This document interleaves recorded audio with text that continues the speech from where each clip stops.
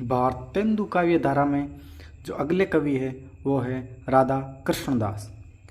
तो राजा कृष्णदास है, उनका जन्म हुआ था 1865 ईस्वी में और इनकी जो मृत्यु है वो हुई थी 1907 ईस्वी। एक नोट लगा हुआ देख लेते हैं। राधा कृष्णदास से पहले हमने पढ़ा था प्रताप नारायण मिश्र। तो प्रताप नारायण मिश्र को कविता के क्षेत्र में जो लाने का बड़ा योगदान है वो भारतेंदु की पत्रिका कविवचन सुधा का रहा है। यानी प्रताप नारायण मिश्र को कविता के क्षेत्र में लाने का जो श्रेय है वो किसे दिया जाता है? भारतेंदु की जो पत्रिका है कविवचन सुधा को। राधा कृष्णदास भारतेंदु के फुफेरे भाई थे। राधा कृष्णदास भारतेंदु क्या थे? फुफेरे भाई थे और ये भारतेंदु से 15 वर्ष छोटे थे। ये भारतेंदु से 15 वर्ष छोटे थे। इन्होंने भारतेंदु के अधूरे नाटक सती प्रताप को पूरा किया था। किन्होंने? राधा कृष्णदास ने भारतेंदु का जो नाटक है सती प्रताप वो अधूरा था, उसको पूरा किया।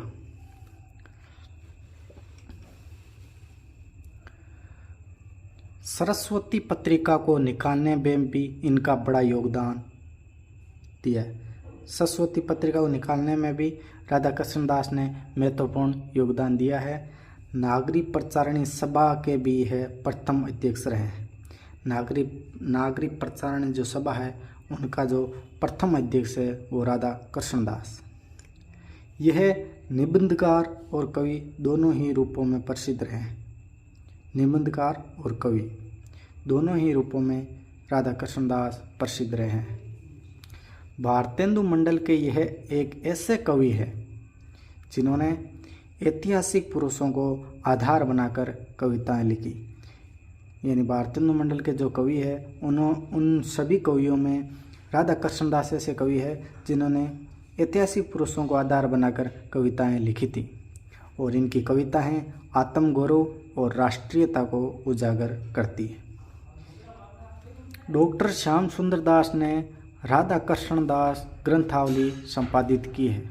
यह ग्रंथावली नागरिक प्रचारणी सभा से प्रकाशित है। श्याम सुंदर दास ने राधा कृष्णदास ग्रंथावली संपादित की है और ये ग्रंथावली है वो नागरिक प्रचारणी सभा से प्रकाशित है। इनकी कविताओं में राष्ट्रीयता, आत्मीयता और ऐतिहासिक पुरुषों के प्रति सम्मान की भावना झलकती है। किनकी कविताओं में? राधा कृष्णदास की कविताओं में। भारतेंदु ने हिंदी गद्य को समृद्धशाली तो बनाया और हिंदी के पाठक भी तैयार किए, लेकिन भाषा में अशुद्धियाँ रह गई, जिसको परिष्कृत महावीर प्रसाद द्विवेदी ने सरस्वती पत्रिका में किया था।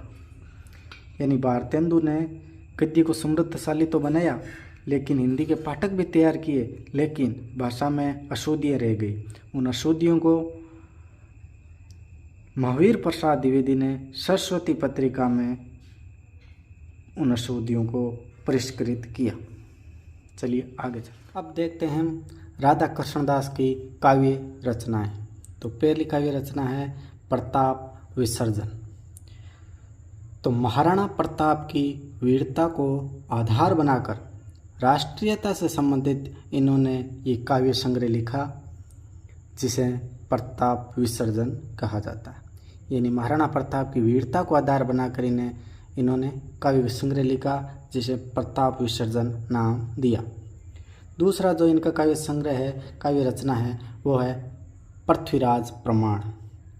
तो पृथ्वीराज चौहान की वीरता को आधार बनाकर इन्होंने राष्ट्रीय भावना से संबंधित वीर रस में यह काव्य लिखा जिसका नाम है पृथ्वीराज प्रमाण।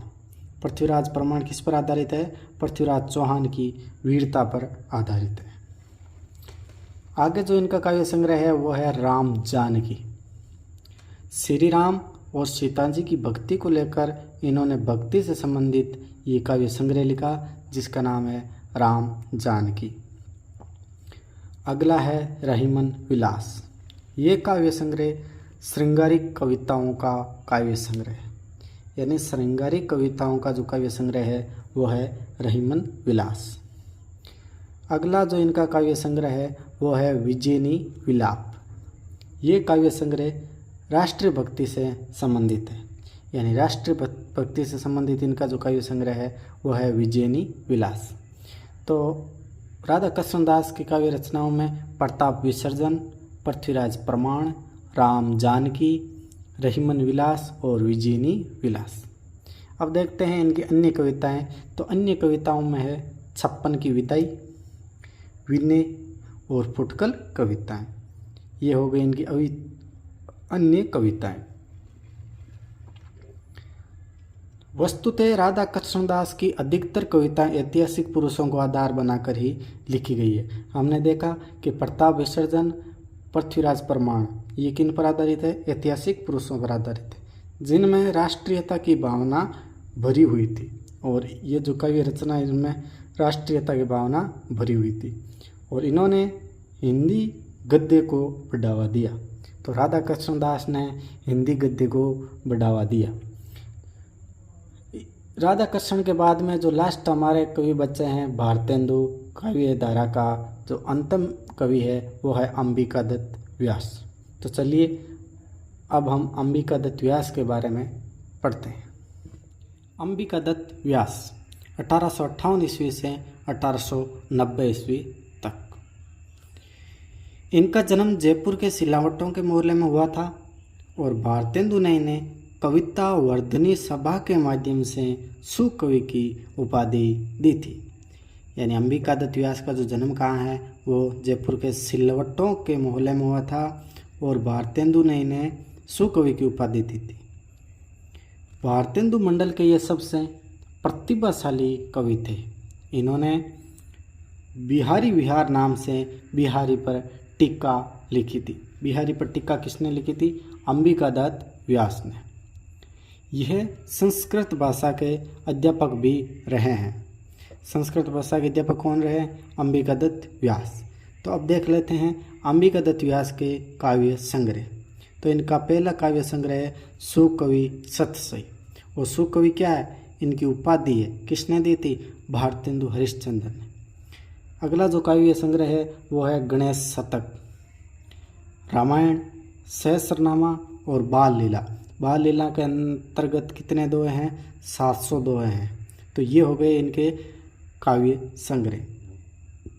तो इस अंबिका दत्त व्यास के साथ ही हमारा जो भारतेंदु युग है वो समाप्त होता है। तो देख लेते हैं भारतेंदु युग की कुछ मुख्य मुख्य बातें। वस्तुतः भारतेंदु युग का काव्य देश प्रेम के साथ साथ निज भाषा पर भी बल देता है। भारतेंदु ने स्वयं कहा है, निज भाषा उन्नत सब उन्नति को मूल। तो इसके मंडल के कवियों ने उत्तम मारो देश के कर देश के स्वाभिमान को बढ़ाया था। यानी भारतेंदु ने कहा था निज भाषा उन्नत सब उन्नति को मूल, और कवियों ने उत्तम मारो देश के कर देश के स्वाभिमान को बढ़ाया था। इस मंडल के कवियों ने काव्य को लोक से जोड़कर दिया था और भक्ति के वास्तविक रूप को काव्य में जगह दी थी।